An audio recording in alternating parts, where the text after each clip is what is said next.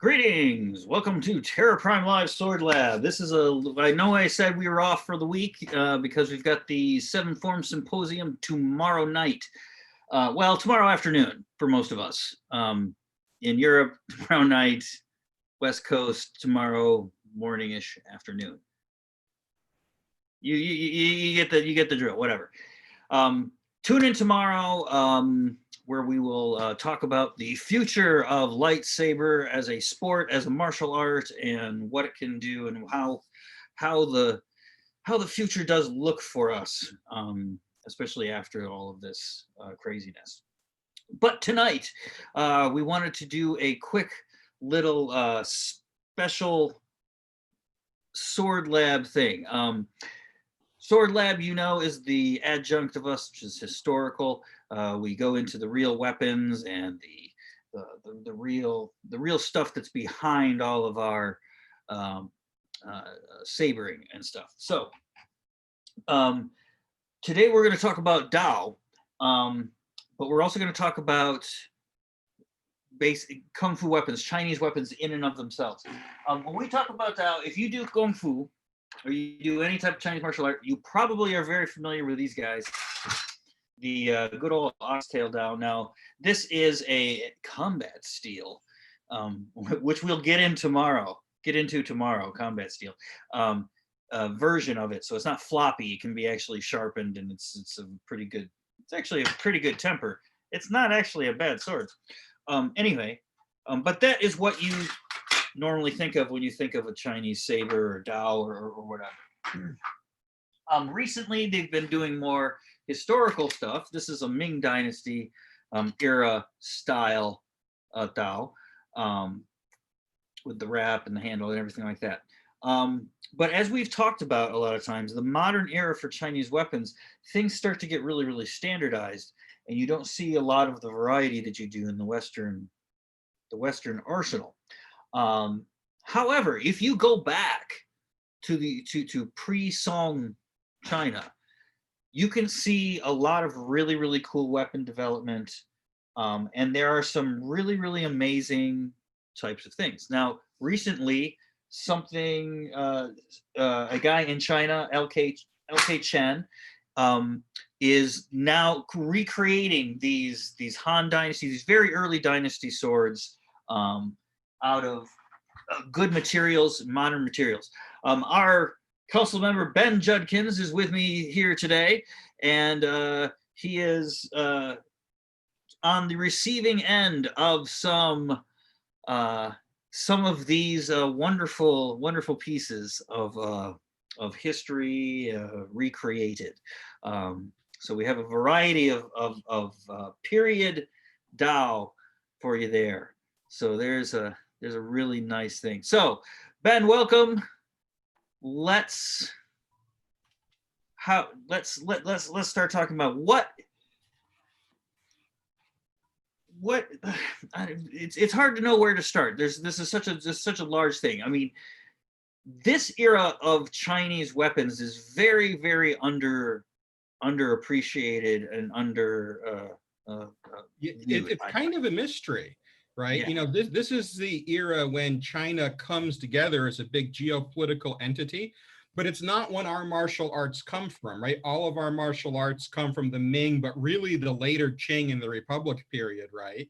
Mm-hmm. And weapons look pretty different, right? So this little skinny sword, which is also a Dao, which I just had up here, right? You can see how narrow the blade is, the narrow ringed handle, you know, just a single point to hold on to here, right? So here is a standard infantry Dao from the Han Dynasty, right? And our martial arts aren't really well equipped to use these weapons. And so when we look at these weapons, they're kind of a mystery. We have to begin to ask ourselves, you know, how is it that we would use this? Why did people have swords of different shapes? How did the Chinese weapons and the Chinese martial arts that we have today evolve?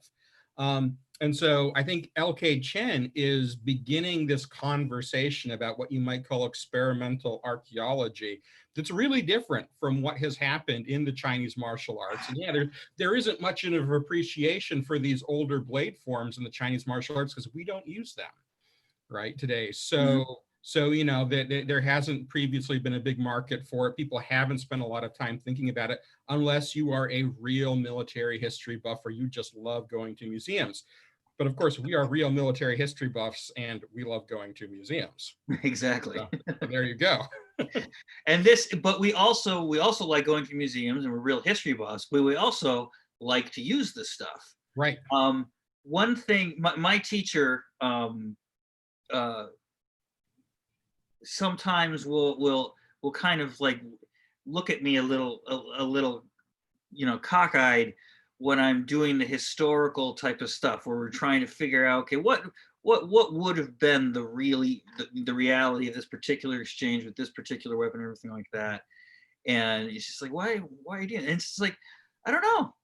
It's just a curiosity of me, I just I would like, like to have some idea. And I know that we are real. I mean, all of this stuff, including the HEMA stuff and all that kind of stuff, it's a creative process. So we're not really recreating it as in creating exactly what was. We're trying to come up with some semblance of something that might fit with this thing to give us an idea of how maybe they may be used.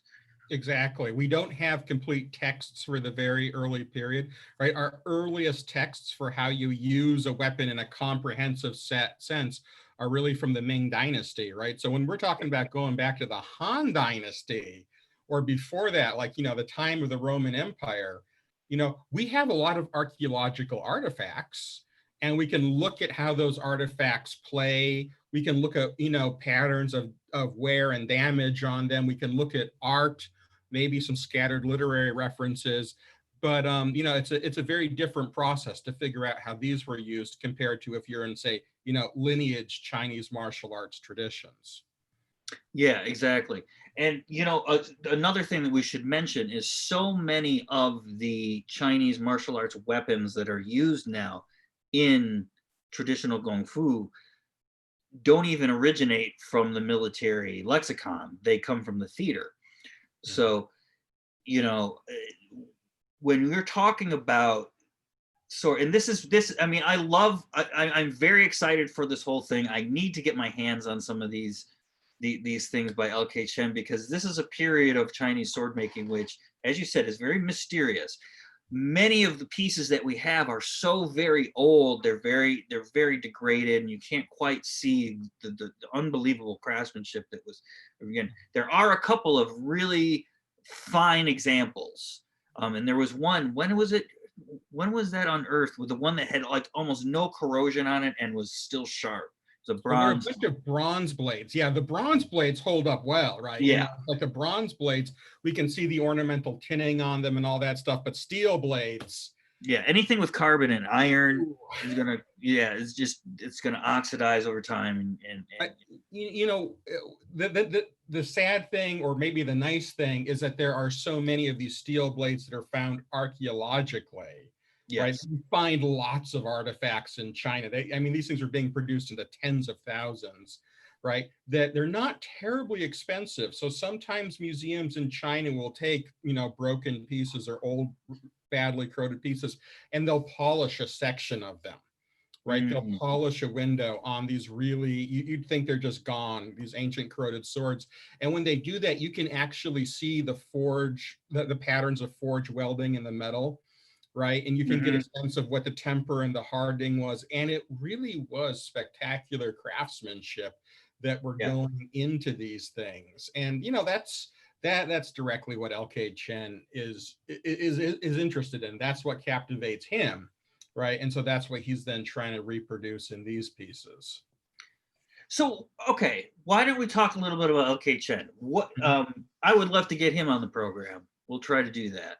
We Uh, would. We might need a translator, but yeah. yeah, yeah, we can get. I know plenty of people who could interpret Chinese. Okay. So, um, but yes, I would love to get him on the program in some respect, whatever, um, or something.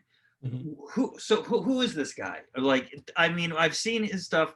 We can, I don't know. I'll show a little bit of his website here on the. screen share it. And where am I? You're on the sales page. There we are. Okay, so there we are here. So these are some of his work that he's done. Matt Easton did a couple of reviews on it. Scalagrim did. Yeah, Matt Easton did some glowing reviews that actually I recommend people go and check out, actually. Yeah. Matt Easton reviewed a couple of the Jian, so like, the double-sided swords. And today we're going to be looking at a couple of the Dao, the single-sided swords. I have never seen any of LK's Daos reviewed on the internet before. So this will be a first, kind of. Yeah, very good. Yeah. All right. Well, we can go back to that if we need to. Yeah. So yeah, why don't you? Yeah. I mean, these are really, really amazing pieces of art. I know. I'll try to find it. He's even recreated a Han Dynasty fencing Jian. Yeah, the fencing Jian and the shields, like the hooked bucklers that were used. Yes, the gold. Yeah. Wow. Those are really. Those are going to, the Guorong are going to be amazing. I need to get one of those. Right. Yeah, we definitely have to practice with them. Well, he's fundamentally, a history buff. His background is he is a civil engineer, right? And he lives in Guangzhou. He actually worked as a civil engineer for the city of Guangzhou, or one of the outlying cities. It's all very built up in that area these days. But he has this, long-running interest in archaic and really classical Chinese weaponry. And so I think he has put his civil engineering career on hiatus after, having worked on a couple of really big projects. And this is kind of what he's doing now. He has put together partnerships with, a talented swordsmith in Longquan, and which is the center of sword making in China. And he does all of these recreations after looking at found archaeological examples, and designs them, and designs the blades, and is basically marketing this stuff at pretty really good quality for the price, very reasonable prices. And he's trying to basically spark interest in it and say, hey, you know what? People should be a lot more interested in Han Dynasty fencing, for instance, or, the sabers of the Tang Dynasty or something like that than they are now. And that's when almost all of his weapons are from. Almost all of his weapons are from right before the Han up until the start of the Tang. That seems to be the period that he focuses on. Yeah, and that's important, because remember, I always say that, if anybody's been watching all this stuff, what happens in the Tang Dynasty is Dao basically take over the military armament, and the Dao that came out of the Tang are absolutely exquisite. They are some of the most beautiful blades I've ever seen, and I believe a lot of people. Was it the Tang Dynasty forges that somehow the Japanese learned stuff from? Yeah, that's kind of the starting point of the katana. As a matter of fact, just Tang Dynasty Dao are in the royal treasuries in Japan, and they're perfectly preserved. So you can see just perfectly preserved examples of Tang sword making, and that is kind of the beginning of what will go on to become the tachi and then the katana. At later points in time. That's absolutely awesome stuff. Now let's talk about go back to the stuff, because another thing that he really wants to push forward, and I think this is a place where we can really kind of get into it, and we love this kind of thing, is he's trying to recreate kind of usage and that kind of thing, and that's what we're all about.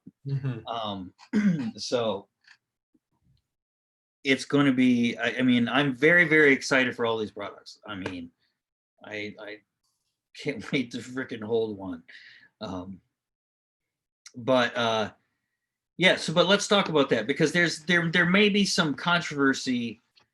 It's probably not controversial amongst HEMAists, right? People are coming from HEMA. are kind of used to this kind of thing. Anybody that tries to recreate Viking type Right. combat, because there are no manuals of Viking combat. Right.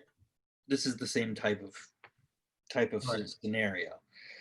But like you said, there's a lot that you can glean from battlefield injury, from type and strength of armor and distribution of armor, distribution of resources, you know.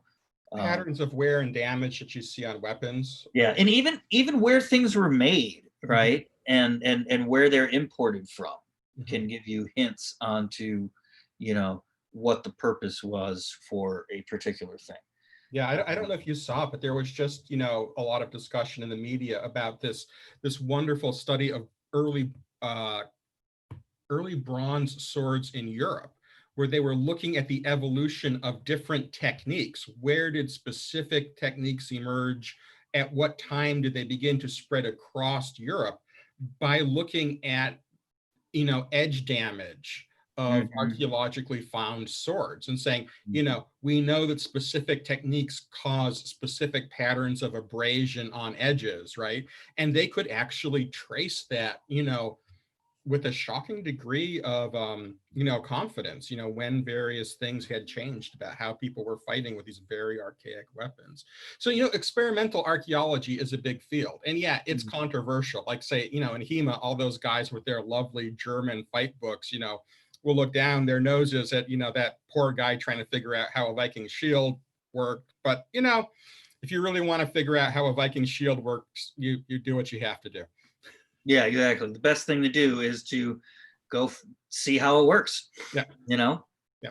Pick it up and go, hey, and you'll find out real quick, if you're going up against people who are not cooperative, you'll find out real quick what doesn't work. Yeah. Right. And you're like, oh. Yeah. So, but anyway, yeah, I know that there has been some rumblings out there, because in the Asian martial arts, I extend it to all Asian martial arts, my experiences with the Chinese, especially with traditional martial arts like Tai Chi especially, for me, lineage and, all of this, I'm gonna get myself in trouble here, but all this kind of like mumbo jumbo about lineages, Chad. We all have lineages and we love our lineages. Yes, of course, but I'm talking about like all the crazy, I don't know, stuff. Yeah. Dojo lore or whatever you want to call it. It's rife out there. Like we were talking about this, and again, this is something we can talk about tomorrow too with Gene Ching on the program, is there's all kinds of like layers to these weapons too. So having somebody like LK Chen reproducing them is probably going to give, at least on the onset, a better result, because you're dealing with the mechanics of the thing. Like we were talking about fullers, right? Now, yes, they're not blood grooves. They don't release suction or what have you. That being said, blade geometry plays a huge and crucial role into how well you can essentially slice, dice, stab, and do whatever to your opponent. So, it's a very nuanced thing. Now that we have them, though, or whatever. But you have thoughts on that? Yeah, this is the challenge, is to go from, often highly corroded archaeological examples, right, to how is it that we put together brand new, carefully designed and engineered things. And, his solution to that is you look at samples of dozens or hundreds of them, right? So you begin to put together databases that have lots and lots of examples of, Han steel gin, right? And you measure out how long were they, right? To the best that we can figure out, how thick were they? Because, the corrosion makes it difficult. How much did they weigh? What's the distribution? Not just the point of balance, but what's the distribution of mass in the blade, right? Right. What kind of distal taper do you have or not have? Because of course, Chinese swords are notorious for unique thoughts on distal taper. And, yeah, and there's a lot. Those are actually really controversial questions when you begin to talk to weapons geeks, right? And as a social scientist myself, someone who was trained with data sets, I like his brute force data analysis method. Right. I think the best way to do it, yeah, you might make a recreation of a specific piece. Like, this piece here is actually a recreation of one piece. This is a recreation of a specific archaeologically found piece. But in general, I think that you got to look at lots and lots of examples. And, someone in China is much better suited to do that than I am here at, Cornell or anything. Definitely. Definitely. Yeah. So yeah, and that's what I'm saying. Like a lot of us martial artists, we really like to get in there, design things and stuff like that. But in this particular case, better to go on the facts first, and then see, okay, how do we make these particular qualities work the best, right? Yeah. So that's the trick. Yeah. All right. Well, so we kind of talked about things here. Should we take a look at some of these guys? Sure. Let's take a look at them. Let's go from oldest to newest. Yeah, there you go. And you got all the specs and stuff on them too, right? Yeah. Okay. So I recently received 3 blades for review. I got the Royal Arsenal, the Heavenly Horse, and the Dragon Sparrow, right? And the first 2 of these, all 3 of them are Dao, right? So they're all single edge knives. And the first 2 of them are from the Han Dynasty, right? Kind of more towards the second half or the end of the Han Dynasty. And this one is the Royal Arsenal. Okay, so this is about 24 inches long, the blade is. Maybe, 30 inches, more or less. This sword is actually maybe, I cannot put it down. It is my favorite sword in the entire universe right now. It only weighs 460 grams. This thing moves by thinking. I mean, it is just stunning. But the thing is, it is not a flimsy blade. If you turn it around and look at the spine, it's like 7 millimeters, at the base, right? And it achieves this, really phenomenal weight to strength ratio by being hollow ground on both sides. And then there's a secondary bevel, which is kind of historically accurate if you look at found examples.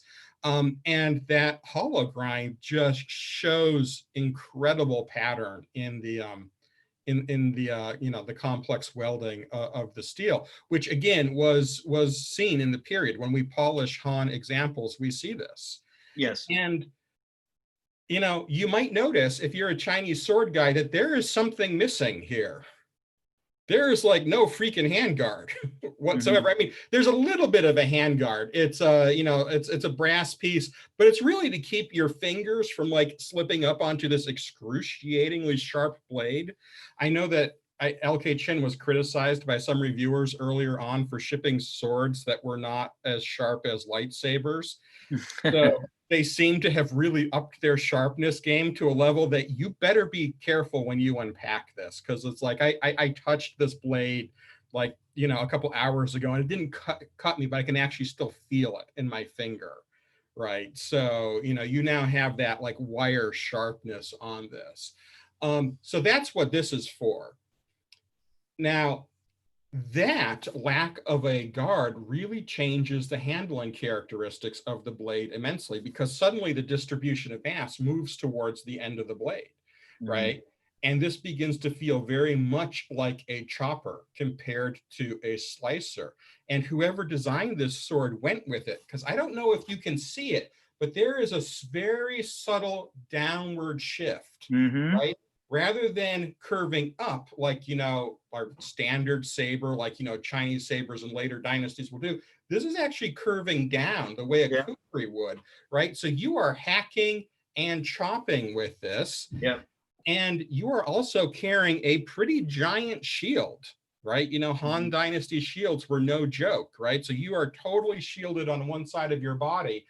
And, that fundamentally changes the characteristics of the sword that you use. This is no longer than a gladius. Like a gladius, it doesn't have much of a guard. You can stab. I mean, this is still probably 4 millimeters at the tip, more or less.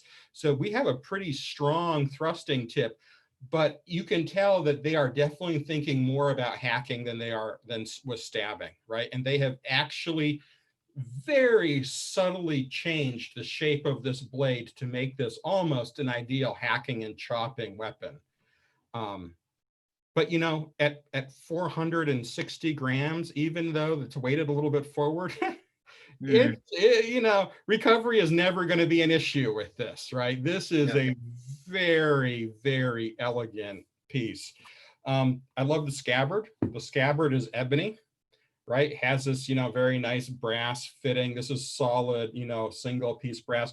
This and this are both copies of, again, excavated pieces. So this is 100% accurate.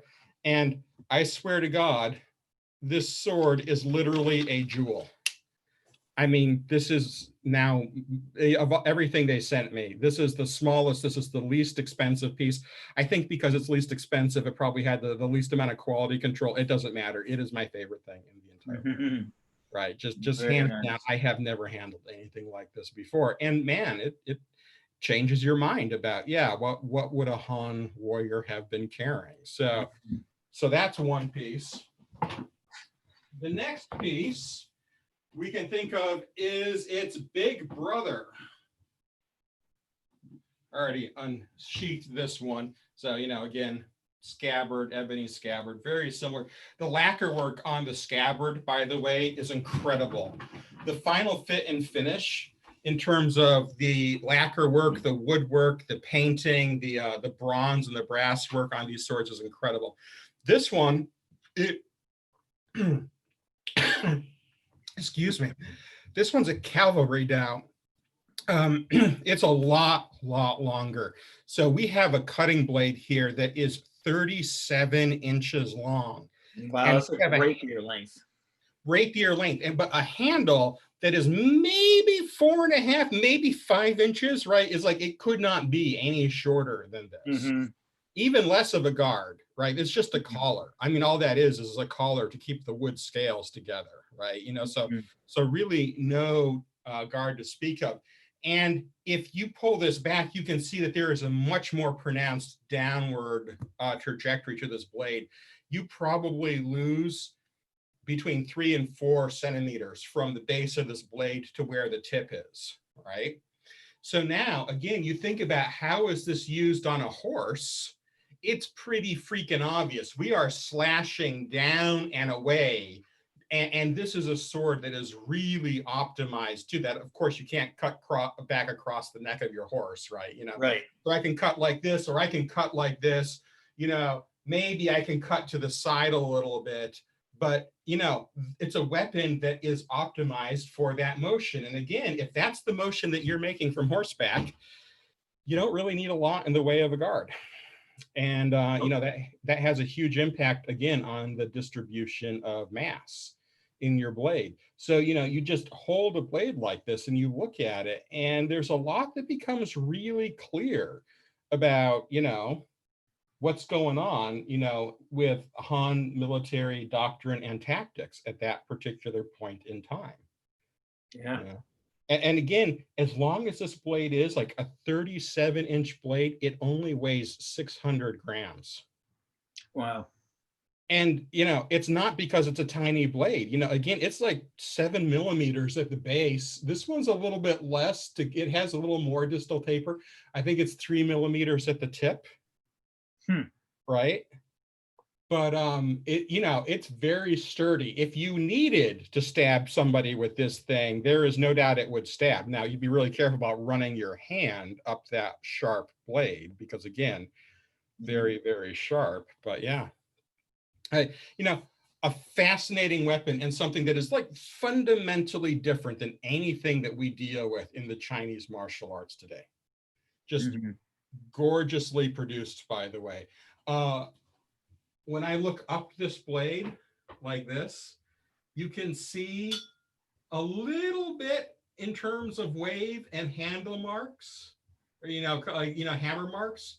But again, it is remarkably smooth for a handmade blade.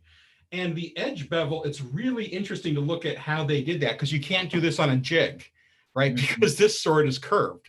So you actually have to set that secondary edge bevel by hand, right? So there is a lot of hand craftsmanship that goes into making a piece that, let's call it a little bit eccentric. Yeah.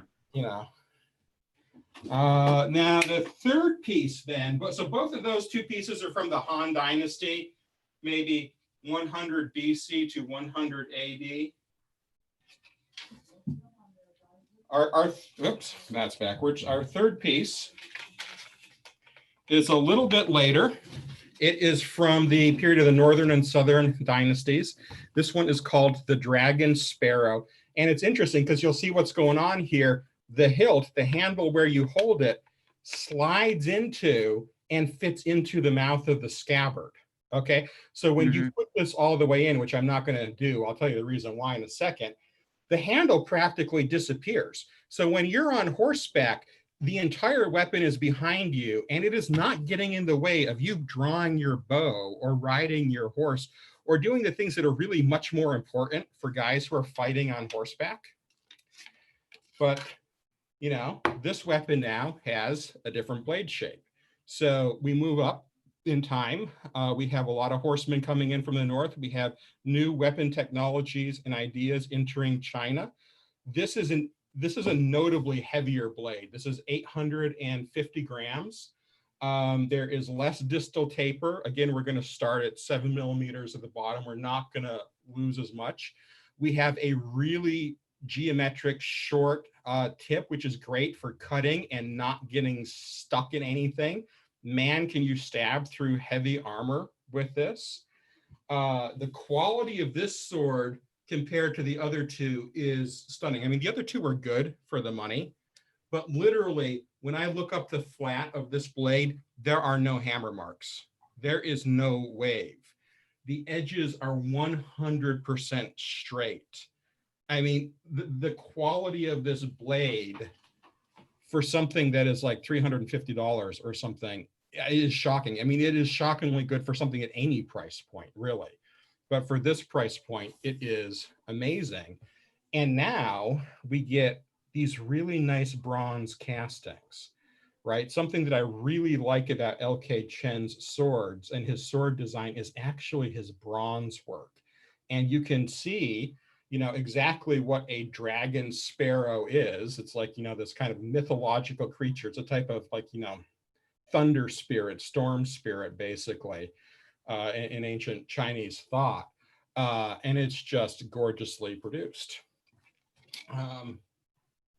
The hilt and the scabbard have to be custom fitted, right? So you have to carve the inside of the scabbard so you can get this to fit in here perfectly. Scabbard's teak. It's a gorgeous piece of wood. The one hiccup I have had with this sword is that it fit perfectly when I received it. After, however, a week in super humid, hot Western New York weather, everything has swelled up a bit, right? And I can still get it in there, but it will get stuck. And I'll have to use a little bit of force to get it out. And when you have something that is this freaking sharp, the last thing you want to do is tug on it with a little bit of force. Right? I enjoy all of my fingers. I appreciate all of them. So I'm just gonna, let that humidity go away before I fully resheath this. But yeah, I mean, this is a remarkable sword, and I'm actually going to have a full review of it and talk about the cultural history of these sorts of weapons a little bit on my blog tonight. So, look for that full review Cool. of this sword coming out on Kung Fu Tea tonight around midnight, probably. Awesome. And we will probably be producing some reviews of these things on video as well. I would assume. Absolutely. So, all right. Well, that was some pretty awesome show and tell. Do we have anything else? Other than that, I think that's about it. I'm out of swords at the moment. Those are my new ones. Yeah. So, yes, this was unplanned, kind of thrown together. So we just wanted to come out here and show you that kind of thing. Remember tomorrow, 2 p.m. Eastern time, 7th Forum Symposium. We've got some great guests lined up: Gene Chang, Serge Timachev, Fabrice Bertin, who are going to bring a lot of knowledge and stuff from not just the saber world, but now as we're starting to spread our tendrils into the legitimate world of sports and martial arts. We are staging the ground for some cool stuff, and that's what we're going to be discussing tomorrow. All kinds of stuff about the future of sabering. So tune into that. All right. Well, thanks, Ben. Thanks for showing us your swords. Thanks for doing that. Remember to check out Kung Fu Tea blog sometime tonight or tomorrow when you wake up and getting ready for the day for some in-depth reviews of these particular weapons, because they are definitely gorgeous, gorgeous pieces. All right. Well, from us here, we will bid you good night. Have a good holiday this weekend. Be careful, be safe. Keep up the washing the hands, social distance, wear that mask. Remember, we're Star Wars fans. That mask we've been waiting for this moment in history. This is critical to our identity as martial artists. Exactly. Star Wars fans too, it's time to pull out the helmets, the buckets. All right. So, good evening, everybody. Patience, practice, perseverance. Happy sabering. Right.